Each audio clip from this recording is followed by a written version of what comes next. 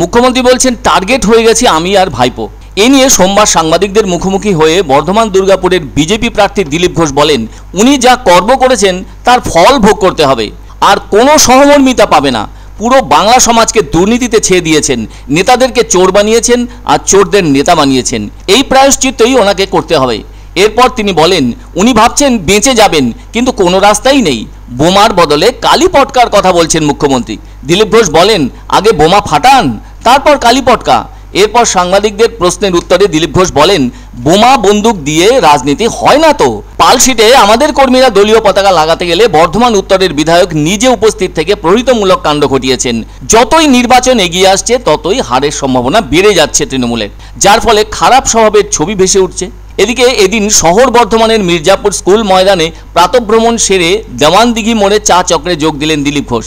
এরপর ওখানে সাংবাদিকদের সামনে মুখোমুখি হয়ে তিনি অভিযোগের সঙ্গে বলেন, দেওয়ানদিঘি মোড়ে আমাদের চা চক্রে যোগ দেওয়ার কথা ছিল, কিন্তু রবিবার রাত থেকে সমস্ত চায়ের দোকান বন্ধ করিয়ে দেওয়া হলো। এই রাজনীতি কি বর্ধমানে চলবে?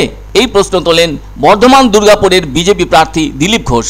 আর যে সমস্ত কাজ ওরা করে এসেছে তার ফল ভোগ করতেই হবে এই নির্বাচনে বলে জানালেন দিলীপ ঘোষ।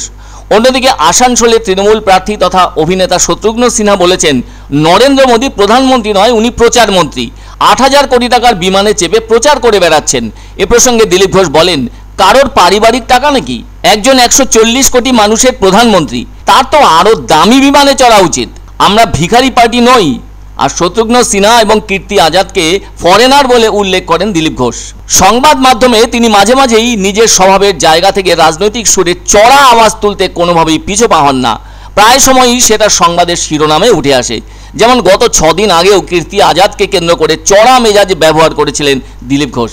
তিনি শক্তিগড়ের একটি ল্যাংচার দোকানে গিয়েই তৃণমূল প্রার্থী তথা প্রাক্তন ক্রিকেটার কীর্তি আজাদকে কেন্দ্র করে বলেছিলেন, আমি এসেছি ল্যাংচা খেতে, উনি ভেড়ান্ডা ভাজবেন। আবার ওই বিষয়ে দিলীপ ঘোষকেও কটাক্ষ করতে ছাড়েনি তৃণমূল। ঘাসফুল দলের মুখপাত্র প্রসেনজিৎ দাসও ওই প্রসঙ্গে দিলীপ ঘোষ সম্পর্কে বলেছিলেন, উনি যে ভাষায় কথা বলছেন তাতে পরিষ্কার বোঝা যাচ্ছে ওর দলের সংস্কৃতি ঠিক কী।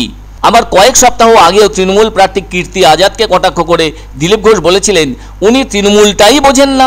শুধু তাই নয়, আজ থেকে 11 দিন আগেও কীর্তি আজাদের ঘোড়ায় চড়া প্রসঙ্গেও অদ্ভুত কথা বলেছিলেন দিলীপ ঘোষ। 1983 বিশ্বকাপ জয়ী ক্রিকেটার কীর্তি আজাদ সম্পর্কে বলেছিলেন, ঘোড়ায় চেপে ঘুরলে কি পরিশ্রম হয়?